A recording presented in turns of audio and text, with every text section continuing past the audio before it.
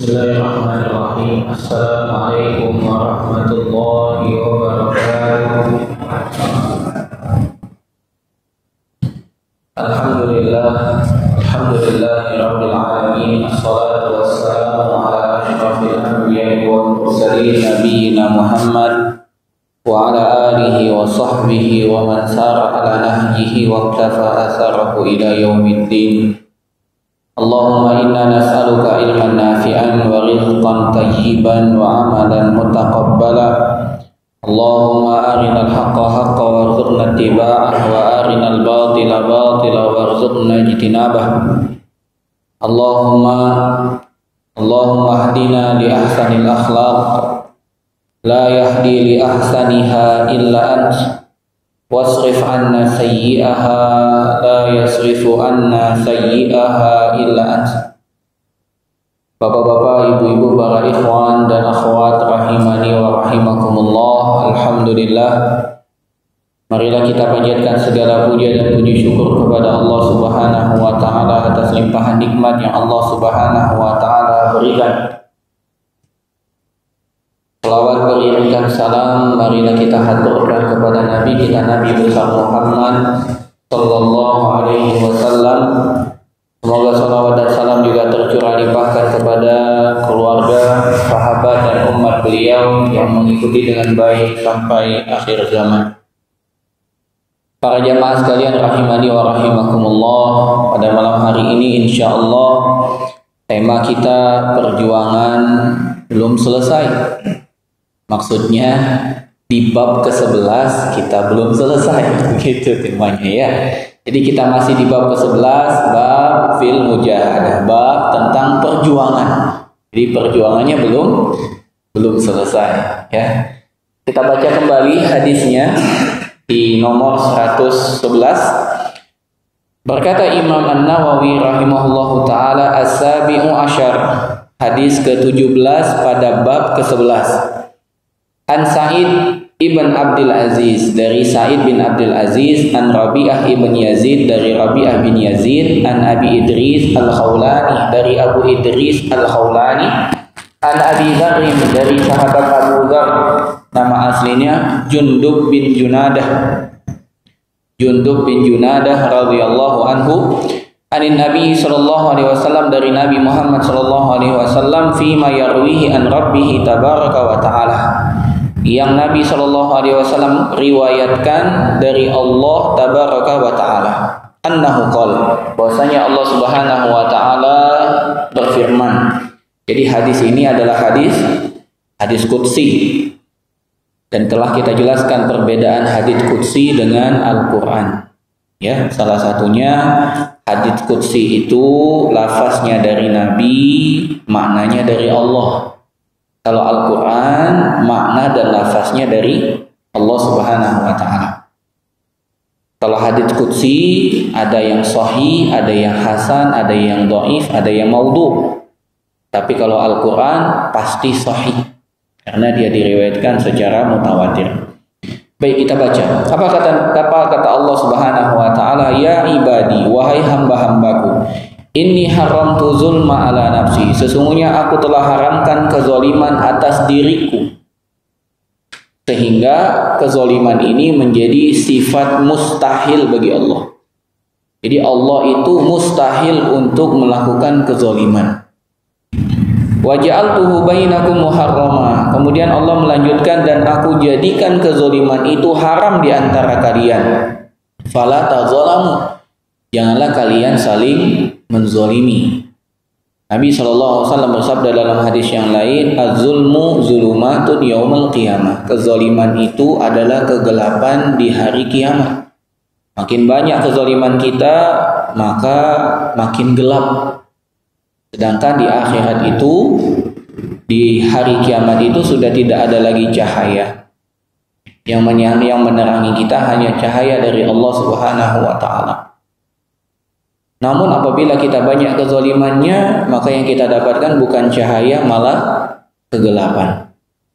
Kemudian Allah Subhanahu wa taala melanjutkan, ya ibadi, wahai hamba-hambaku, kullukum dhallun, kalian semua itu tersesat. illa man hadaituhu, kecuali yang aku beri petunjuk. Fastahduni ahdikum, maka minta petunjuk kepadaku, pasti aku akan beri kalian petunjuk. Ya ibadi kullukum ja'iun, wahai hamba-hambaku kalian semua itu lapar. Illa man at'amtuhu, kecuali yang aku beri makan. Fastat'imuni ut'imkum, mintalah makan kepadaku, niscaya aku beri makan. Ya ibadi kullukum arin, wahai hamba-hambaku kalian semua itu tidak berpakaian, telanjang. Illa man kasautuhu, kecuali yang aku beri pakaian. Fastaksuni aksukum, minta pakaian kepadaku, pasti aku akan beri pakaian.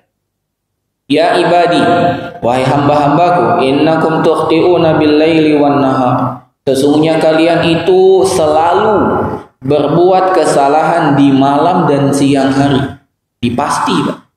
Jemaah sekalian, bapak-bapak, ibu-ibu, kata Allah, innakum tukhti'una bil-laili wan-nahar, kalian itu pasti melakukan perbuatan salah di malam dan siang hari. Wa ana aghfiruz dzunuba jami'a, tapi jangan khawatir, kata Allah Subhanahu wa taala, sesungguhnya aku mengampuni dosa-dosa seluruhnya. Fastaghfiruni ughfir lakum atau aghfir lakum, maka mohonlah ampunan kepadaku, niscaya aku akan ampuni. Tidak ada satu dosa pun kecuali Allah ampuni, Pak, kalau kita bertaubat, beristighfar. Yang jadi permasalahan kalau kita tidak bertaubat. Ya ibadi, kemudian Allah melanjutkan, wahai hamba-hambaku, innakum lan tablughu durri fatadurruni, kalian tidak akan pernah mampu memudaratkan aku apapun yang kalian buat. Kalian tidak mau sholat, kalian tidak mau taat, kalian malah buat maksiat gitu. Apakah kalian kira kalian akan memudaratkanku? Kata Allah, tidak. Kalian tidak akan pernah mampu memudaratkanku. Wa lan tablughu naf'i fatanfa'uni, dan juga kalian tidak akan pernah mampu memberikan aku manfaat. Jemaah sekalian, mungkin ada di antara manusia yang berpikiran bahwasannya dia beribadah kepada Allah dalam rangka membayar nikmat yang Allah berikan kepadanya. Kenapa kamu sholat? Oh, saya sholat untuk membayar nikmat yang Allah berikan kepada saya. Kenapa kamu sedekah? Oh, ini dalam bentuk membayar nikmat harta yang Allah berikan kepada saya. Tahukah kita jamaah sekalian bahwasanya sholat yang kita lakukan itu nikmat Allah. Sedekah yang kita keluarkan itu nikmat Allah. Bagaimana mungkin kita membayar nikmat Allah dengan nikmat Allah? Kita ngaku nih, kita mengklaim kita ingin berbuat baik kepada Allah. Dengan apa? Dengan kita melakukan ketaatan. Sekarang dibalik, kenapa engkau bisa melaksanakan ketaatan? Atas izin siapa? Atas izin Allah. Itu nikmat Allah. Nikmat Allah. Tahu dari mana ketaatan itu nikmat Allah? Karena betapa banyak manusia dihalangi dari kebaikan ketaatan itu. Dari total penduduk Gunung Ibul yang datang ke masjid, berapa persen, Pak, dibandingkan laki-laki yang ada di Gunung Ibul itu? Berapa persen yang hadir sholat berjamaah dan berapa persen yang tidak sholat berjamaah? Lebih banyak apa lebih sedikit? Yang sholat ke masjid lebih banyak apa lebih sedikit? Lebih sedikit. Berarti yang datang ke masjid hamba pilihan apa bukan pilihan? Hamba pilihan. Namanya dipilih itu hadiah dari Allah atau dari siapa? Dari Allah. Lantas bagaimana kita memberikan statement bahwasanya kita membayar nikmat Allah, padahal sholat adalah nikmat dari Allah. Dari semua orang yang punya kelebihan harta di Gunung Ibul ini misalnya, berapa persen yang rutinnya sedekah? Banyak atau sedikit? Pasti lebih sedikit daripada total jumlah orang yang ada di Gunung Ibul. Berarti sedekah orang tersebut pilihan atau bukan pilihan? Pilihan dari Allah. Namanya pilihan itu nikmat atau bukan? Nikmat dari Allah. Lantas bagaimana dia mengklaim dia membayar nikmat Allah dengan nikmat dari Allah itu sendiri? Makanya Nabi SAW bersabda, apa kata Nabi SAW? Istaqimu walan tuhsu. Berusahalah terus kalian itu istiqamah, jangan pernah hitung-hitungan. Kenapa? Karena istiqamahnya kita itu hadiah dari Allah, maka jangan hitung-hitungan. Aku sudah sholat, cukuplah. Sholat itu nikmat dari Allah, bayar lagi dengan nikmat lagi, terus begitu. Jangan pernah hitung-hitungan. Jangan sedekah terus, ya. Cukuplah ini sedekah. Enggak, sedekah itu nikmat dari Allah. Terus jangan pernah hitung-hitungan. Nuntut ilmu, sudahlah, ya. Kemarin sudah nuntut ilmu, hari ini libur dulu. Enggak, walan tuhsu, jangan hitung-hitungan. Begitu juga nasihat dengan anak-anak kita. Kemarin nasihat, hari ini nasihat, besok nasihat apa? Nasihat terus sampai kapan? Pilihan kita menasihati itu cuma ada dua pilihan, Pak. Yang pertama, yang kita nasihati berubah menjadi baik sehingga tidak butuh nasihat lagi pada perkara yang itu. Yang kedua, kitanya sudah tidak bisa lagi memberikan nasihat. Itu saja. Makanya Allah berfirman, wa'bud rabbaka hatta ya'tiyakal yaqin. Teruslah engkau itu beribadah sampai datang kematian. Jadi yang memisahkan kita dengan ketaatan kepada Allah hanya kematian. Ketika kita sudah mati, sudah tidak ada lagi perintah untuk taat kepada Allah. Benar, Ustaz? Iya. Yang ada hanya yang tinggal hanya menunggu hasil ketaatan. Dan sudah kita baca hadisnya. Ketika seorang hamba itu meninggal, dia diikuti oleh 3 orang atau 3 perkara. 2 pulang, 1 tetap. Siapa yang tetap? Amal. Kita lanjutkan. Jamaah sekalian rahimani wa rahimakumullah. Kemudian kata Allah Subhanahu wa taala, "Ya ibadi, wahai hamba-hambaku, lau anna awwalakum wa akhirakum wa insakum wa jinnakum." Kalau seandainya dari yang pertama sampai yang terakhir, dari bangsa jin dan manusia, dari yang pertama kali diciptakan sampai yang terakhir nanti, Pak. Ini belum terakhir, ibu-ibu, bapak-bapak, ini belum terakhir. Kita umat akhir zaman, tapi bukan yang terakhir. Masih ada lagi generasi yang terakhir nanti. Kita ini umat akhir zaman, tapi bukan yang terakhir. Nanti di akhir zaman akan ada umat yang dia tidak mengenal Al-Quran. Kenapa? Karena nanti di hari kiamat, di akhir zaman, Allah akan angkat Al-Quran di muka bumi ini. Akan tidak ada lagi Al-Quran yang ada di mushaf, tulisannya hilang. Tidak ada lagi orang yang menghafal Quran, Al-Qurannya diangkat dari hati-hati orang beriman.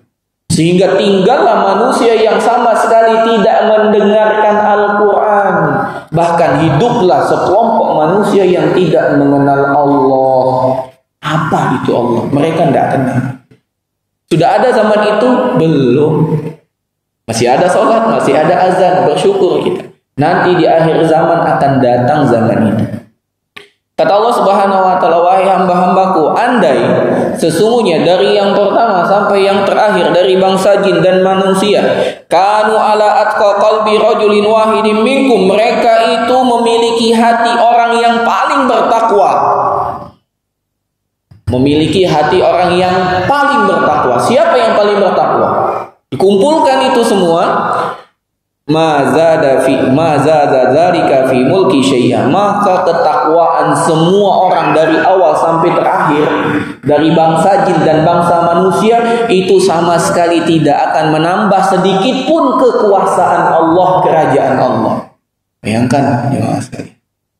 Kita kira kita ini banyak. Kita kira manusia ini banyak. Kita kan masih di bulan haji nih. Kita dengar beritanya, Masya Allah, bagaimana manusia berjalan dari Mina, dari hotel-hotel mereka menuju Padang Arafah, Pak. Mereka wukuf di sana berapa juta tuh tahun ini? 4.500.000 ya. Berkumpul di sana. Kita lihat, ramai sekali. Itu sedikit. Itu sedikit. Dibandingkan siapa? Dibandingkan makhluk Allah yang lain. Contohnya siapa? Malaikat. Sedikit. Tahukah kita nanti di hari kiamat Allah itu akan memerintahkan kepada para malaikat untuk menarik neraka jahanam. Yang Allah firmankan dalam surat Al-Fajr, waji'a yauma idzin bi jahannam. Maka Allah perintahkan agar neraka jahanam itu ditarik. Di neraka jahanam itu ditarik. Siapa yang menarik?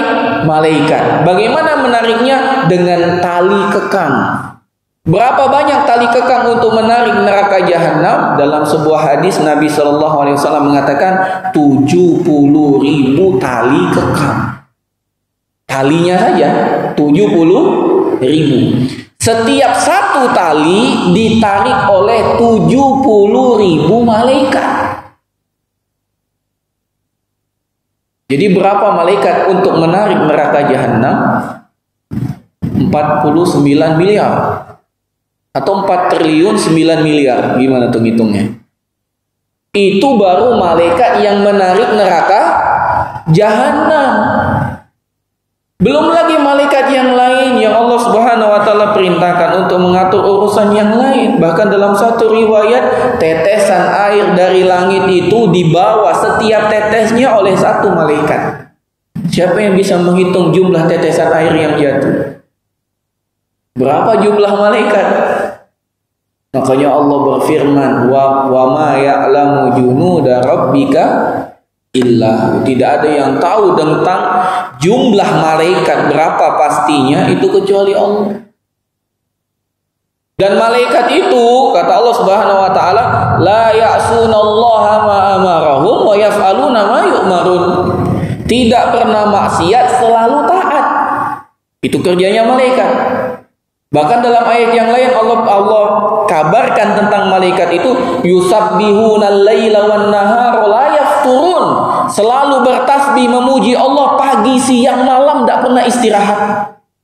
Di manusia nih taatnya ada waktu, Pak. Ada waktu makan, ada waktu tidur, ada waktu sendah gurau. Memang kita taat terus kan enggak? Ada waktu bercengkrama dengan istri gitu kan? Ada waktu yang lain. Ini malaikat la yafturun, selalu beribadah kepada Allah pagi, siang, malam. Terus kita menganggap diri kita paling soleh? Enggak. Andai semua jin dan manusia dari awal sampai akhir berkumpul, itu tidak akan pernah menambah kerajaan Allah sedikit pun. Itu ketaatan. Sekarang Allah Subhanahu wa taala lanjutkan, ya ibadi law anna awwalakum wa akhirakum wa insakum wa jinnakum, wahai hamba-hambaku, kalau seandainya dari manusia pertama, dari jin yang pertama sampai nanti yang terakhir, dari bangsa jin dan manusia, kanu ala afjari qalbi rajulin wahidin minkum, itu memiliki hati orang yang paling jahat. Semuanya punya hati yang paling jahat. Bosnya mafia, bosnya penjahat. Kalau di dunia ini kan ada bos, ada anak buah, ya, ada kepala gengnya, ada kroco, gitu kan ya. Sekarang enggak, semuanya mafia semua, bosnya semua, pentolannya semua. Dari bangsa jin, dari bangsa manusia, dari awal sampai akhir berkumpul semuanya jahat. Apakah itu akan mengurangi kerajaan Allah? Enggak. Apa kata Allah? Ma naqasa dzalika mim mulki syai'a. Tidak akan pernah mampu mengurangi sedikit pun dari kerajaanku. Maka ketaatan kita tidak akan menambah kerajaan Allah. Kemaksiatan kita pun tidak akan mengurangi kerajaan Allah. Lantas siapa yang butuh beribadah kepada Allah sejatinya? Ternyata jawabannya kita yang butuh, jamaah sekalian. Kemudian Allah Subhanahu wa taala melanjutkan, ya ibadi, wahai hamba-hambaku, law anna awwalakum wa akhirakum wa insakum wa jinnakum, kalau seandainya dari yang pertama sampai yang terakhir, dari bangsa jin dan manusia, qamu fi sa'idin wahidin, semuanya berkumpul di satu tempat. Kalau seandainya jamaah haji tahun ini 4.500.000 orang bisa berkumpul di satu tempat, dan kita bilang itu banyak, Allah tantang kita dari yang pertama sampai yang terakhir, dari jin dan manusia, silakan berkumpul di satu tempat. Ngapain? Fasa'aluni, setiap orang meminta permintaan yang ia inginkan. Semuanya silakan. Kumpul kalian semua, minta kepada Allah, silakan daftar. Biasanya jamaah haji itu bawa kopelan. Itu doanya banyak. Doa untuk dirinya, suaminya, ininya, itunya, wah banyak ya. Jadi di Padang Arafah itu didoain semua sama dia. Bagus Pak. Memang itu yang harusnya dilakukan oleh jamaah haji di Padang Arafah. Bukan malah ngobrol, doa sebentar, habis itu tidur-tiduran ngobrol. Enggak, doa. Dari matahari tergelincir sampai terbenam matahari, sudah doa terus sudah. Harusnya begitu, ya. Jamaah sekalian rahimani wa rahimakumullah. Fasa'aluni, semuanya meminta kepadaku. Fa'ataitu kulla insanin mas'alatahu. Kemudian aku berikan semua yang meminta apa yang ia minta. Dikabulkan semua. Kalau seandainya dari yang awal sampai yang akhir, dari bangsa jin dan manusia meminta, jadi permintaannya berapa banyak tuh? Dan satu orang bisa minta lebih dari satu, betul kan? Kalau seandainya satu orang saja minta 10 dan total semua makhluk dari bangsa jin dan manusia dari awal sampai akhir berapa tuh? Ngitungnya saja tidak bisa. Ngitungnya saja sudah tidak bisa. Apa kata Allah? Mana qasadzalika mimma indi, itu sama sekali tidak akan mengurangi apa yang ada di sisiku, illa kama yanqusul mikhyatu idza udkhilal bahra, kecuali bagaikan jarum yang dimasukkan ke lautan kemudian jarum itu diangkat. Apa yang diambil dari lautan oleh jarum? 1 liter, 2 liter? Enggak, cuman 1 tetes air laut. Apakah akan mengurangi volume air laut? Tidak sama sekali. Jadi apa yang menghalangi kita untuk tidak memohon kepada Allah? Minta semuanya. Kita ini cuma bagian terkecil dari makhluk yang Allah ciptakan. Andai semua makhluk Allah perintahkan untuk meminta, Allah beri semua orang yang meminta, itu tidak akan mengurangi kerajaan Allah sedikit pun. Lantas kenapa kita malu meminta kepada Allah dan begitu beraninya kita meminta kepada sesama manusia? Minta kepada Allah. Kemudian Allah Subhanahu wa taala melanjutkan, ya ibadi, wahai hamba-hambaku, innama hiya a'malukum, itulah amalan yang kalian kerjakan. Uhsiha lakum, aku catat semuanya, kata Allah. Itulah amalan kalian, aku catat. Kalian yang berbuat, aku yang catat, kata Allah. Karena bisa jadi kalian berbuat, habis itu kalian lupa, dan pasti kita lupa. Jangankan perbuatan yang kita lakukan setahun 2 tahun yang lalu, beberapa jam sebelum ini pun kita sudah lupa. Coba ditanya, 1 jam yang lalu ngapain? Detailkan. Makanya Allah perintahkan malaikat mencatat. Fungsinya apa?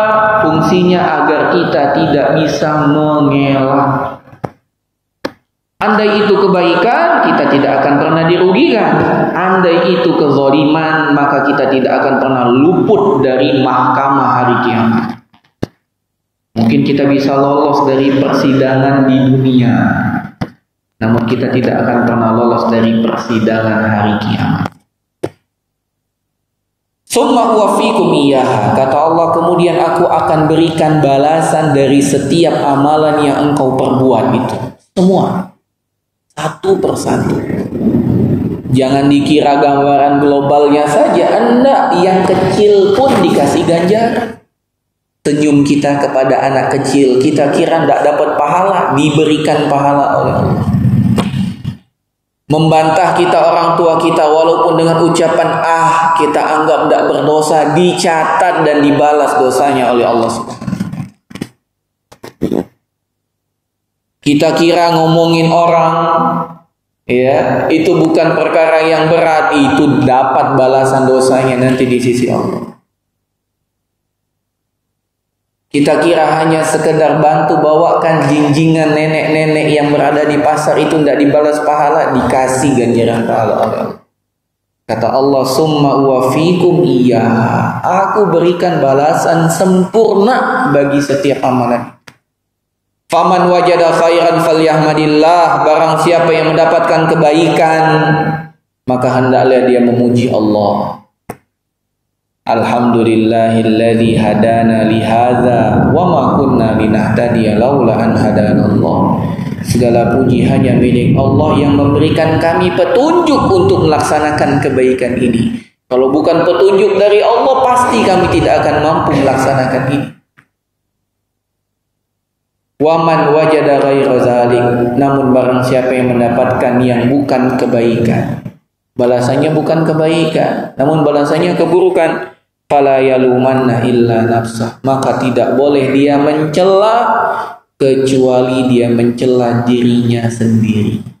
Karena sejatinya setan pun tak mampu menggerakkan tangan kita. Setan hanya membisiki kita saja.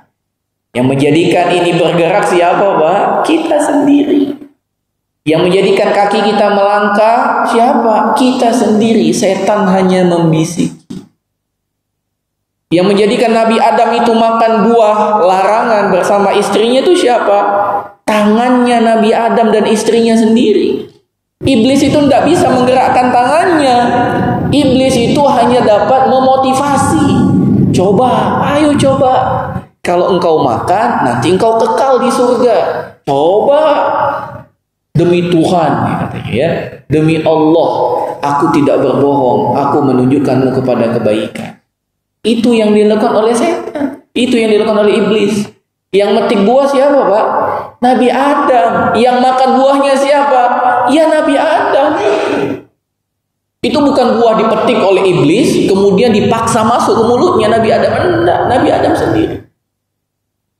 Makanya di dalam surat Ibrahim, setan, iblis berkhutbah di hari kiamat. Apa kata iblis? Apa kata iblis?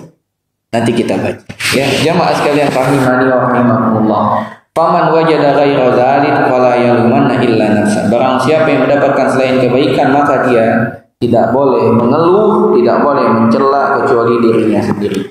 Jamaah sekalian rahimani wa rahimakumullah. Mari kita bahas beberapa dari faedah hadis ini. Yang pertama tentang kezaliman yang telah kita bahas, bahwasanya kezaliman itu terbagi menjadi dua, kezaliman kepada Allah dan kezaliman kepada diri sendiri.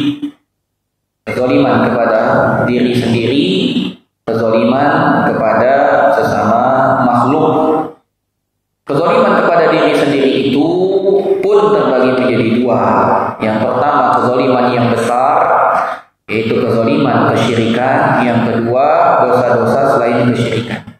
Jadi kezaliman itu terbagi dua, kezaliman kepada diri sendiri, kezaliman kepada sesama makhluk. Kezaliman kepada diri sendiri terbagi menjadi dua, yang paling besar dan yang dosa-dosa selain dosa yang paling besar. Yang paling besar dari kezaliman itu adalah kesyirikan yang menyebabkan diri kita diharamkan masuk surga, kekal kepada dalam api neraka. Yang kedua adalah dosa-dosa dan maksiat selain kesyirikan yang tidak sampai menyebabkan seseorang kekal di dalam neraka. Yang kedua, kezaliman kepada sesama makhluk, dan ini pun terbagi menjadi tiga. Yang pertama, kezaliman dalam masalah harta. Yang kedua, kezaliman dalam masalah darah. Dan yang ketiga, kezaliman dalam masalah kehormatan. Mana yang lebih berat? Apabila dilihat dari dosanya, maka yang paling besar adalah dosa kesyirikan. Itu tidak ada lawan, tidak ada tanding. Tapi apabila dilihat dari pemaafan atau pengampunannya, dosa kepada sesama makhluk lebih berat. Kenapa? Karena Allah Maha Pemaaf, sedangkan makhluk berat untuk memaafkan.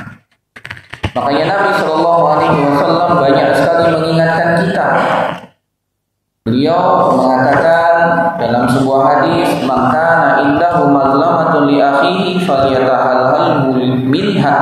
Barang siapa yang memiliki kezaliman kepada saudaranya, adalah dia minta halal sekarang, yaitu di dunia. Karena nanti di hari kiamat dia tidak bisa membayar dengan uang. Tidak bisa dia minta maaf lagi. Di hari kiamat dia hanya bisa membayar dengan pahala. Apabila pahalanya habis, maka dosa-dosa orang tersebut yang akan ditimpakan kepada dirinya. Maka ini menjadi perkara yang berat. Yang kedua, pembahasan kita adalah tentang firman Allah, ya ibadi kullukum dhalun, wahai hamba-hambaku kalian itu tersesat. Dan ini sesuai dengan firman Allah di dalam surat An-Nahl 78. Allah berfirman, wallahu akhrajakum min butuni ummahatikum la ta'lamuna syai'a. Allah lah yang mengeluarkan kalian dari perut-perut ibu kalian dalam kondisi tidak mengetahui apapun. Kita lahir ke dunia, kita tidak memiliki pengetahuan apapun. Bahkan kita tidak tahu bagaimana caranya makan. Tidak bisa kita caranya makan. Dan kita tidak tahu apa yang harus dimakan. Betul tidak? Ya. Coba lihat bayi, tidak tahu dia. Tapi ibunya lah yang membantunya. Tapi dia tahu ini sumber makanan, yaitu air susu ibunya. Namun berkata Imam Ibnu Qayyim, dan ini perkataan bagus sekali, tidaklah Allah menutup satu pintu rezeki bagi seorang hamba kecuali Allah akan berikan 2 kali lipat dari rezeki yang ditutup. Kemudian Imam Ibnu Qayyim memberikan analoginya. Bukankah ketika seorang manusia berada di rahim ibunya, dia hanya mendapatkan dari satu jalur rezeki, yaitu tali pusar. Waktu kita dalam perut rahim ibu kita makannya dari mana Bapak Ibu? Dari rahim ibu kita, betul? Dari tali pusarnya. Ada berapa tali pusar? 1. Begitu kita lahir ke dunia, mau tidak mau, suka tidak suka, tali pusar itu harus dipotong. Harus atau tidak, Pak Hendri? Harus dipotong. Tidak boleh itu dibiarkan. Ya, bahkan mudarat bagi bayi kalau dibiarkan. Begitu dipotong, Allah langsung ganti 2 kali lipat. Apa? 2 susu ibunya. Itu kata Imam Ibnu Qayyim. Begitu usia bayi 2 tahun, Allah tutup 2 jalur rezekinya. Langsung Allah ganti dengan 2 kali lipat. Apa itu? 2 tangan dan 2 kaki. Maka kata Imam Ibnu Qayyim, jangan pernah ragu. Tidaklah satu jalan rezeki tertutup kecuali Allah akan berikan 2 kali lipat dari jalan rezeki itu. Dan ini sesuai dengan sabda Nabi SAW, man taraka syai'an lillah awadahu Allahu khairan minhu. Barang siapa yang meninggalkan sesuatu karena Allah, Allah pasti akan menggantikan untuknya yang lebih baik. Walaupun lebih baik di sini bukan lebih banyak, Pak ya. Namun lebih baik di sini lebih berkah. Jemaah sekalian rahimani wa rahimakumullah, maka kita tahu bahwasanya kita ini tersesat, tidak punya ilmu.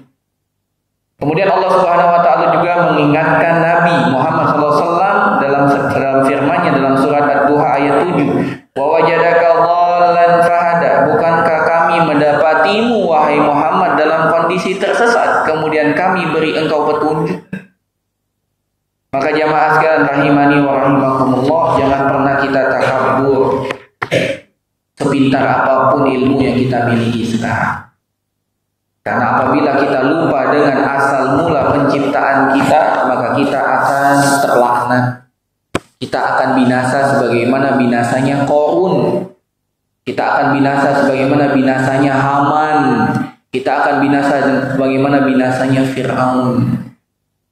Qarun, Allah Subhanahu wa taala takdirkan dia memiliki kekayaan yang luar biasa. Sampai hari ini kalau nemu harta pasti disebut harta Qarun. Ya. Namun apa? Ketika Allah Subhanahu wa taala mengingatkan Qarun bahwasanya harta yang dia miliki itu hadiah dari Allah, dia jawab, "Enggak, innama utituhu ala ilmin indi." Bukan, ini karena kehebatan, kepintaran, kecerdasan dan kelihayanku, kata Qarun. Ketika dia sombong, apa yang terjadi? Allah tenggelamkan dia dan hartanya. Tidak boleh sombong. Begitu juga yang Allah Subhanahu wa taala ajarkan kepada Nabiullah Musa alaihissalam. Ketika Allah bertanya kepada Nabiullah Musa, siapa yang paling berilmu? Nabi Musa melihat, kayaknya tidak ada yang lebih berilmu kecuali aku ya Allah. Maka Allah perintahkan Nabi Musa belajar kepada siapa? Pada Khidir. 3 perkara, 3-tiganya Nabi Musa tidak punya ilmu. Betul tidak? Naik kapal dibolongi. Komplain Nabi Musa, kok dibolongi? Apa kata Khidir? Kan sudah kukatakan, kamu gak akan pernah bisa sabar. Oh iya, afwan. Ketemu anak kecil, tiba-tiba dibunuh sama Khidir. Marahlah Nabi Musa. Kok anak kecil gak punya dosa? Dibunuh. Apa kata Khidir? Kan sudah aku bilang, kamu gak akan pernah sabar. Sampai terakhir, ketiganya kata Nabi Musa, kalau aku sekali lagi bertanya, sudah, itulah perpisahan antara aku dengan kamu. Sampai ketemu di suatu tempat, minta dilayani untuk dijadikan tamu, tidak dilayani. Dapat rumah mau roboh, sama Khidir dibangunkan jadi kokoh. Komentar Nabi Musa, harusnya engkau minta upah, karena penghuni negeri ini tidak mau memberikan jamuan. Apa kata Khidir? Kan sudah aku bilang, kamu tidak akan bisa sabar. Dijelaskan oleh Khidir, 3-tiganya Nabi Musa tidak punya ilmu. Makanya Allah ingatkan, wa fawqa kulli dzi ilmin alim. Di atas orang yang berilmu masih lebih banyak orang yang berilmu. Kita sekarang merasa paling berilmu, belum ketemu aja orang yang lebih pintar daripada kita. Ya, bagaikan orang yang sekolah SD, Pak ya. SD negeri, juara 1 terus.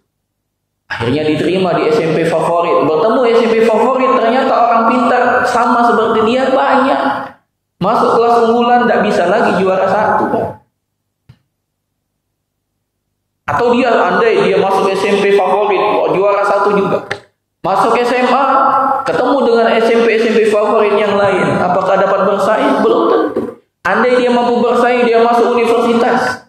Bersaing lagi dengan yang terbaik dari terbaik yang ada di sana. Apakah mampu bersaing? Belum tentu. Andai dia mampu bersaing, masuk di dunia kerja. Apakah dia mampu bersaing? Belum tentu juga.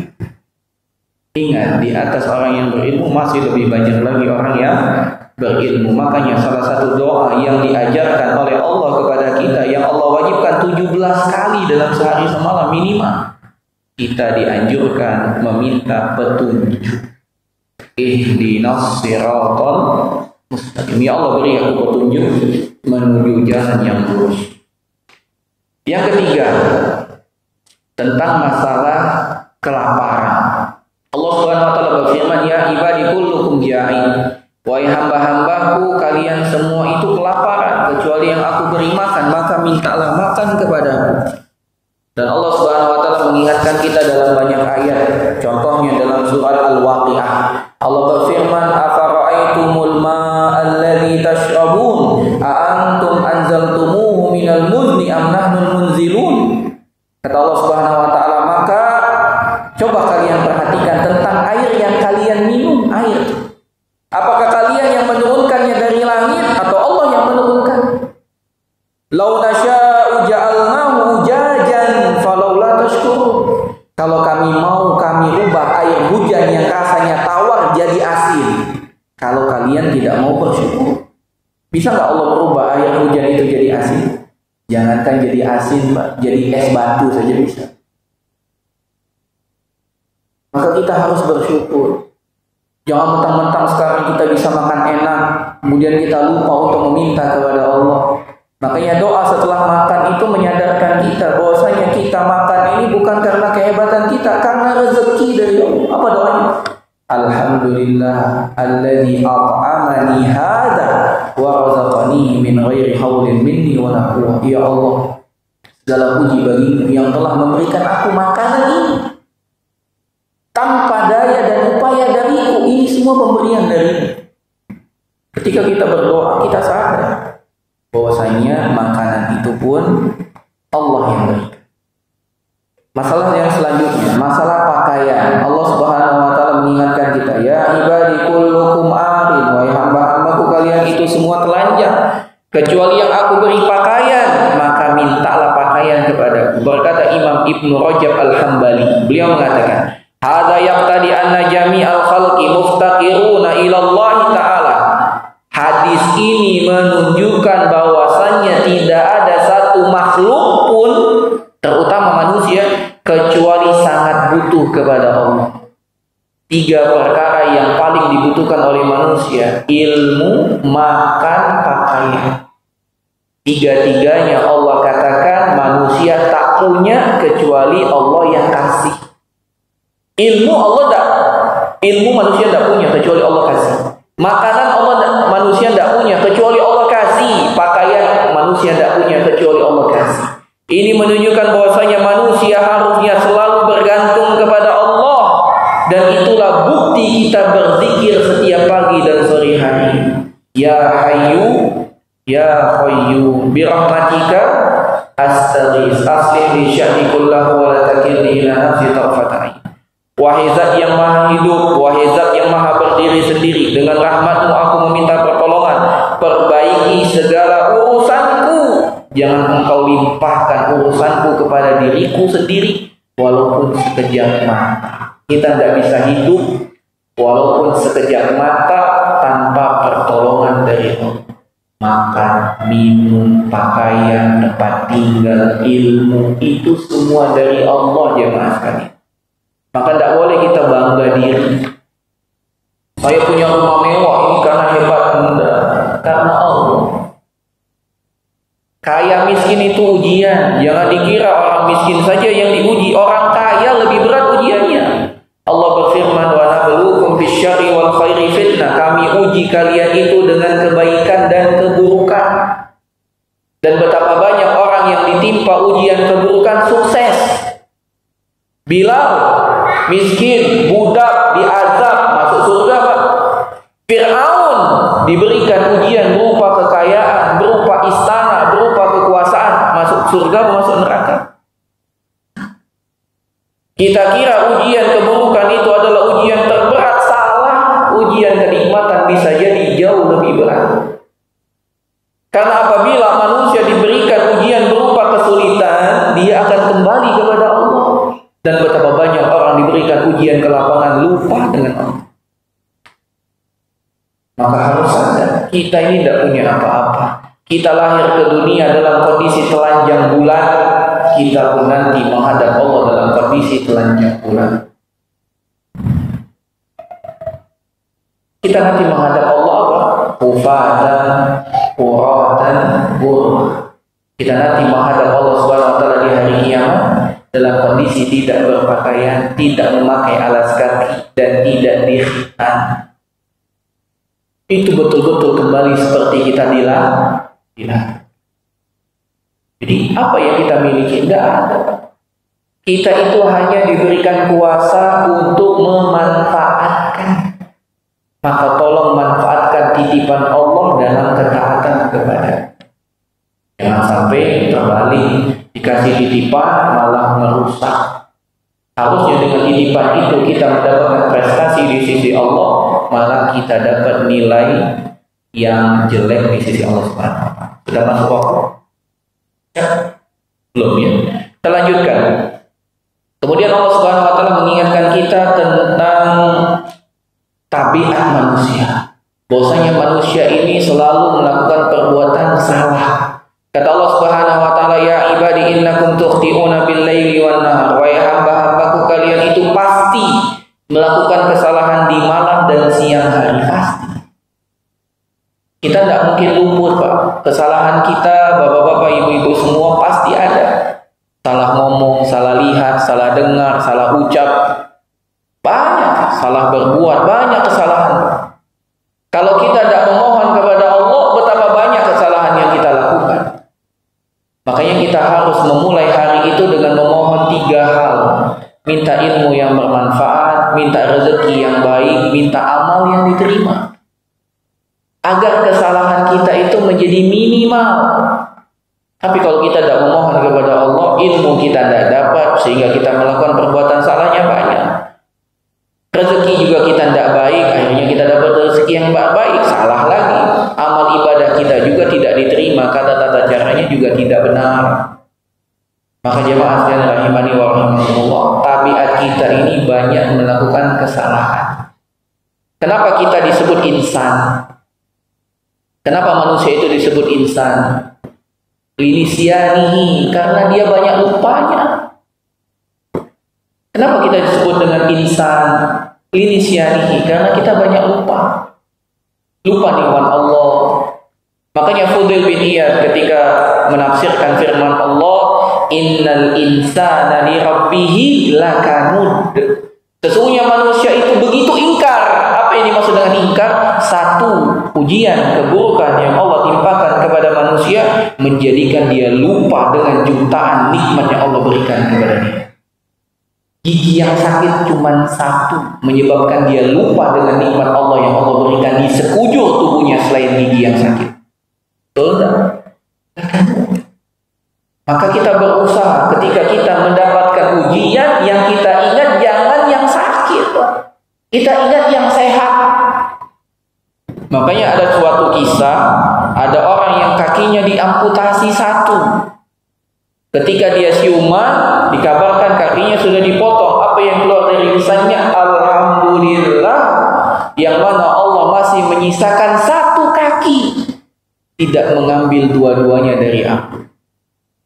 Harusnya kita mikir begitu. Ketika anaknya hilang, meninggal satu dari 4 anak, dia katakan Alhamdulillah, yang mana Allah hanya mengambil satu anakku dan menyisakan aku 3 anak. Itu jadi fokus. Makanya sifat Nabi itu, kalau nikmatnya sedikit, Nabi perbesar. Kalau Nabi dapat musibah, dapat sesuatu yang tidak mengenakan, Nabi tetap bersyukur. Segala puji bagi Allah di atas segala kondisi. Karena nikmat dari Allah begitu banyak dibandingkan dengan musibah, masih lebih sedikit musibah dibandingkan nikmat Allah. Mungkin kita dengar azan terlebih dahulu. Sallallahu ala nabiyina Muhammad wa ala alihi wa sahbihi ajma'in.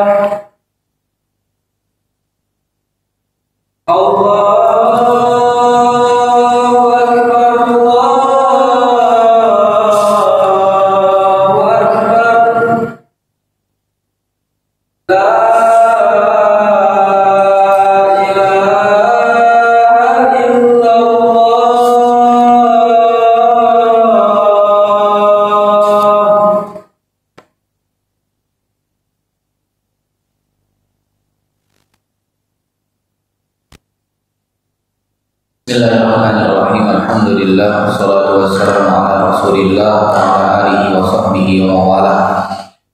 Jemaah sekalian yang semoga dirahmati Allah Subhanahu wa taala, sehingga kita tahu bahwasanya kita ini adalah makhluk yang pasti berbuat salah.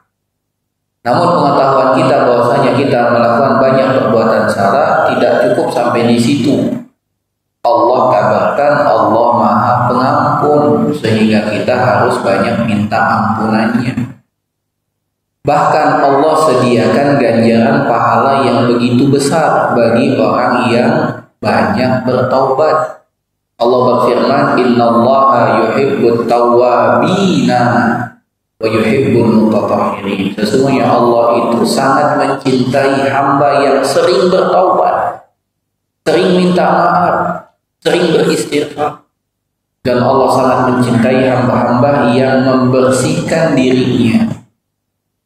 Membersihkan diri di sini bukan hanya dengan bertoharoh, toharoh hissiyah, bukan hanya dengan berwudu, mandi, tayamum, bukan. Namun juga membersihkan hati dari penyakit-penyakit hati. Membersihkan iman dari noda-noda kekufuran dan kesyirikan.